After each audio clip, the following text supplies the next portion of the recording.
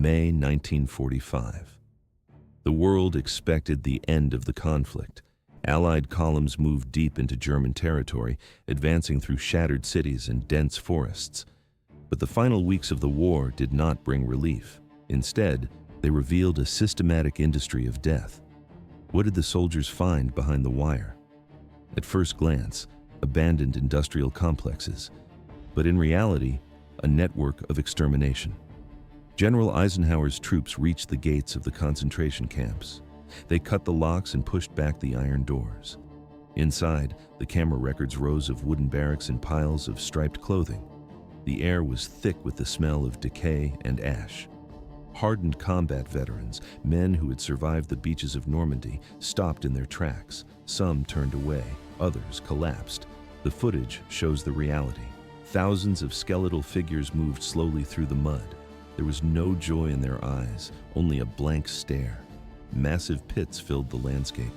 Piles of shoes, glasses, and suitcases sat in warehouses, organized and labeled. This was not the chaos of war. It was a cold, calculated process. The soldiers did not just witness a crime. They documented an assembly line for murder. They forced local civilians to walk through the gates and see the bodies. They made the guards bury the dead with their bare hands. There was no room for denial. But this was only the beginning. As more camps like Buchenwald and Dachau were liberated, the scale of the horror expanded. Each new gate revealed the same sight. The evidence was overwhelming. The world watched the newsreels in silence. The story of the century had changed from a military victory to a human tragedy. The liberation was complete. April 4th, 1945. The truth began to surface. Troops from the 4th Armored Division and the 89th Infantry Division approached a site near the German town of Gotha. The location was called Ohrdruf. Initial intelligence suggested a military target. The Americans expected an ammunition depot or a hidden command post. As the soldiers moved closer, the air changed. A heavy, sweet stench hit them.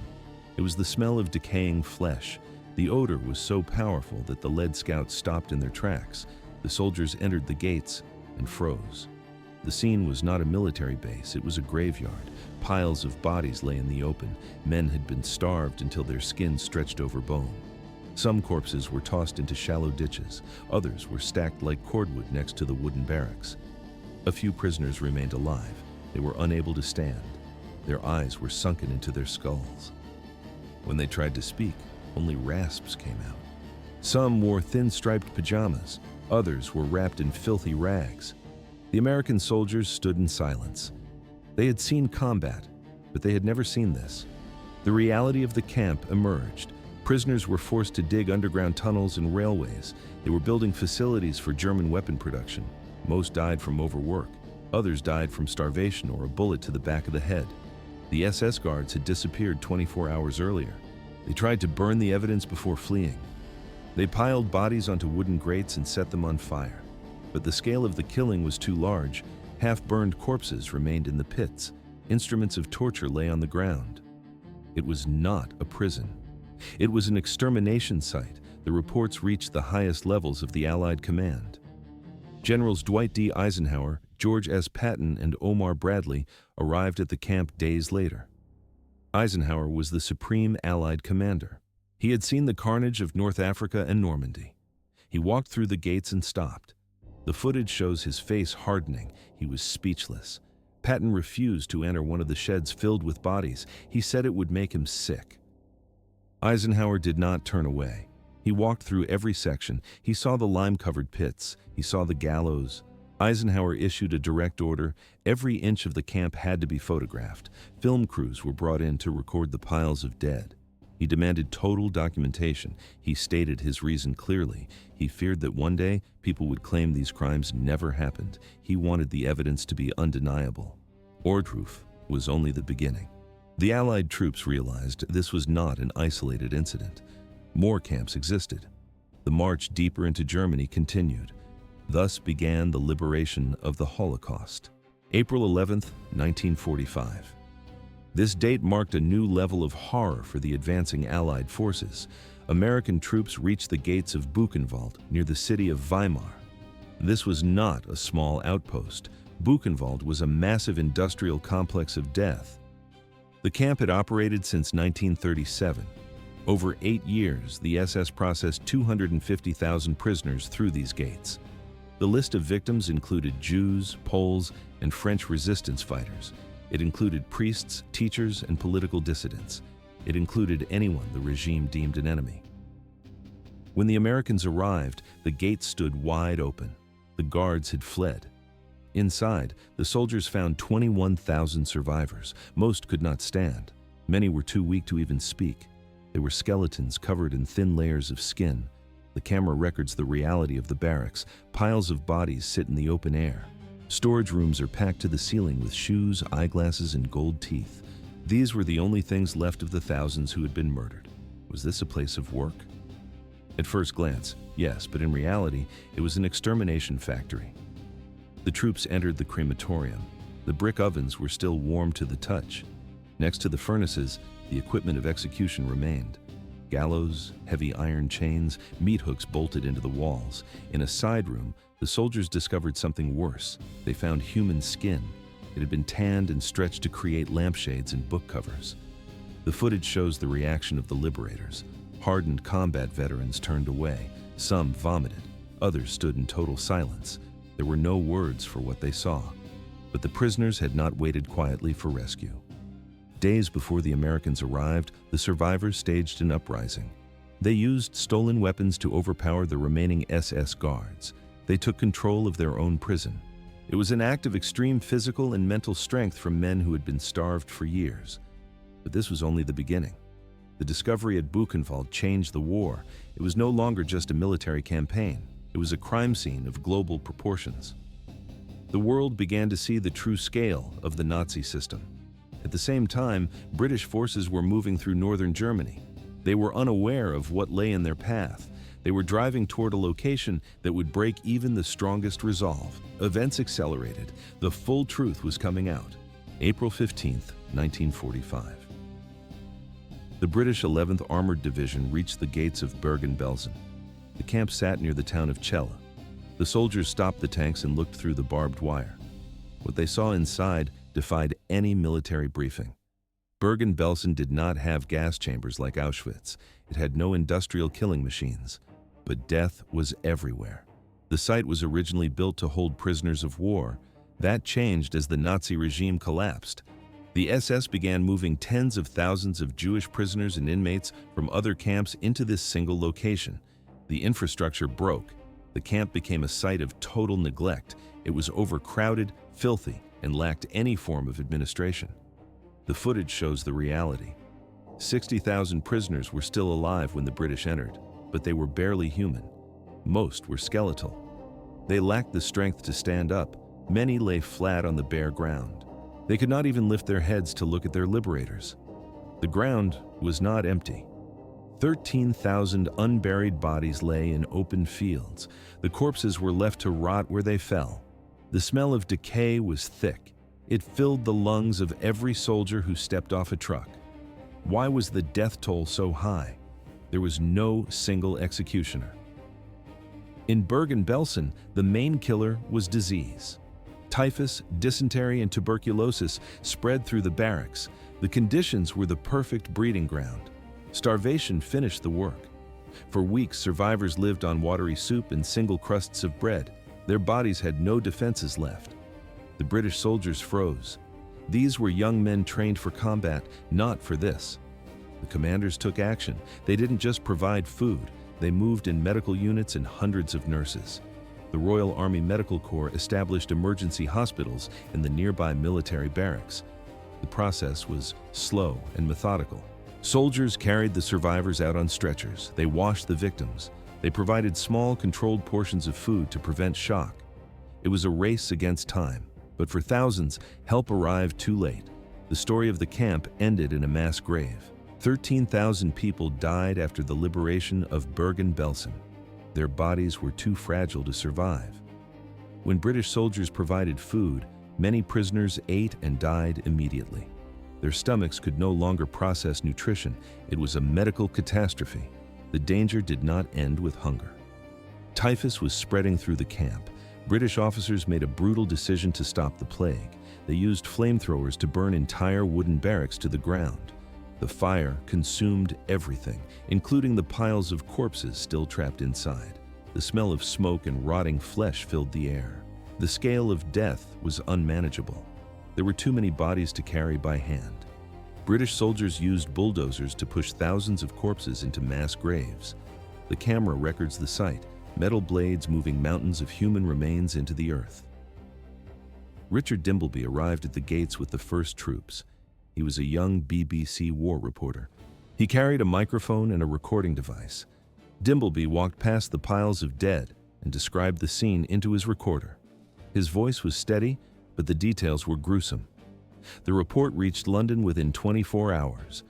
BBC executives refused to broadcast it at first. They did not believe the audio. They thought the description of the horror was an exaggeration or a mistake. But it was not a mistake. It was the reality of Bergen-Belsen. The camp became the primary evidence of the Nazi system. It proved the killings were not accidents. This was an organized, intentional industry of death. Even with the best British medical care, the dying did not stop. In the first weeks of freedom, 14,000 more prisoners succumbed to disease and exhaustion. The survivors remained. They carried the memory of the stench and the wire. While the British cleaned the ruins of Belsen, American forces were moving through southern Germany. They were about to uncover a different nightmare. April 29, 1945. The U.S. 42nd and 45th Infantry Divisions reached the outskirts of Munich. They stopped at a place called Dachau. This was not just another camp in the system. Dachau was the original blueprint. The Nazis opened it in March 1933. This happened only weeks after Adolf Hitler took power. Every other camp in Europe followed the model established here. It was the school where the SS learned how to manage terror. Over 12 years, the gates saw a constant stream of prisoners. More than 200,000 people passed through this specific point. Most never left. Thus began the final discovery. 200,000 people. That was the total number of prisoners who passed through the gates of Dachau between 1933 and 1945. The list included Jews, political dissidents, Catholic priests, and members of the French resistance. The Nazi regime labeled them all as undesirables. More than 32,000 individuals were murdered inside the wire. Thousands more succumbed to typhus, brutal torture, or forced starvation. April 29, 1945. The United States 7th Army reached the camp. The first thing the soldiers saw was a railway siding. 39 train cars sat on the tracks, filled to the ceiling with emaciated corpses. These were the victims of the death marches. As Allied forces closed in, the SS had forced thousands of prisoners to walk hundreds of miles without food, water, or rest. Those who fell were shot. The boxcars at the gate were the final stop for those who didn't survive the journey. The smell of decay reached the soldiers before they even entered the barracks. Inside, the footage shows a breakdown of human logic. Buildings designed to house 200 people were crammed with over 1,600 prisoners. Men lay on wooden bunks stacked 4 levels high. They were covered in lice and open sores. Most were too weak to stand or even speak. The liberating troops froze. Some soldiers sat on the ground and wept. Others did not cry. They became silent and focused. Seeing the piles of bodies triggered a wave of spontaneous violence. American soldiers lined up several captured SS guards against a wall and shot them on the spot. They viewed it as immediate justice. But Dachau was more than just a prison. It was a factory of death. The facility contained a gas chamber, specialized torture rooms, and a massive crematorium. The ovens had operated day and night to keep up with the volume of corpses. Outside the brick building, soldiers found mounds of human ashes mixed with bone fragments. It was a literal mountain of remains. The Americans moved fast. They set up field hospitals and began distributing rations. But the damage was already done. Like the survivors at Bergen-Belsen, many prisoners were too skeletal to process solid food. Their organs failed as they tried to eat. Doctors worked 30-hour shifts, but the death toll continued to rise even after liberation. Events accelerated across the front. While the Western Allies were uncovering the horrors in Germany, The Soviet Red Army had already witnessed the machinery of the Holocaust in the East. 10 months earlier, in July 1944, Soviet tanks reached the outskirts of Lublin, Poland. They stumbled upon a site called Majdanek. It was the first major extermination camp to be captured intact. The scale of the crimes was only beginning to surface. Thus began the final accounting of the Third Reich, July 22, 1944. Soviet soldiers reached the outskirts of Lublin. They approached the barbed wire fences of the Majdanek camp. The gates were open. The watchtowers stood empty. Everything looked strangely quiet. When the troops stepped inside, they discovered a death factory. The camp began operations in 1941. It was one of the first Nazi sites to combine forced labor with industrial mass murder. The soldiers moved through the barracks. They found rows of crematorium ovens and concrete gas chambers. In the warehouses, they saw thousands of pairs of shoes and piles of civilian clothing. Human ashes lay in heaps on the floor. Metal canisters of Zyklon B sat in the storage rooms. These were the tools used to kill prisoners in minutes. How did the world react? At first, there was silence, but the evidence was undeniable. This was the first time the global public saw physical proof of the Nazi extermination system. The Soviets counted 80,000 victims. Most were Jews and Soviet prisoners of war. The scale was massive, but the speed of the retreat was even more shocking. The Germans tried to hide the crimes, but they ran out of time. They smashed the gas chambers with sledgehammers. They set fire to the bodies to erase the evidence. The smoke was still rising when the Red Army arrived. The evidence remained intact. It got worse. Events accelerated as the front moved west. On January 27, 1945, the Red Army reached another camp. This was Auschwitz, located near the Polish town of Oswiecim. In the footage, the soldiers look stunned. They see survivors who look like skeletons. The smell of decay is everywhere. This was the end of the line. This was the January 27, 1945. Red Army soldiers reached the gates of the Oswiecim complex. What they found surpassed any previous reports from the front. Auschwitz was not a single prison. It was a massive industrial network consisting of 3 primary camps and more than 40 satellite outposts. The main hubs were Auschwitz I, the Birkenau Killing Center, and the Monowitz labor camp. Why was the camp so quiet? The Soviets expected a battle, but the SS guards had already vanished into the winter fog. Before leaving, the Nazis forced 60,000 prisoners onto the roads. These were the death marches. Those who stumbled were shot in the snow. 7,000 prisoners remained behind. The footage shows skeletons wrapped in striped rags. These survivors were too sick to walk and too weak to be moved. They sat in silence on wooden bunks. Outside, the evidence of mass murder was piled in the open air. The camera pans across the warehouses, 7 tons of human hair, thousands of pairs of cracked eyeglasses, piles of leather suitcases with names painted on the sides. There are mountains of children's shoes and stacks of baby clothes. Each object represented a life liquidated upon arrival. Auschwitz-Birkenau served as the primary engine for the final solution. This was the Nazi plan to systematically erase the Jewish population of Europe. The statistics are recorded. 1,100,000 people died here. The victims included Jews, Poles, Roma, and Soviet prisoners of war. The process was mechanical. Guards led the victims to underground rooms. Signs on the doors read, "Showers" and "Disinfecting Station." It was a lie to prevent a panic. Once the doors locked, the SS dropped Zyklon B pellets through roof vents. Death took 20 minutes. There was no mistake. This was a factory of death. After the gassings, specialized units moved the bodies to massive crematoriums. The chimneys burned day and night. The Nazis dumped the remaining ash into the Vistula River or sold it to local farms as fertilizer. They turned human remains into an industrial byproduct. But the evidence remained.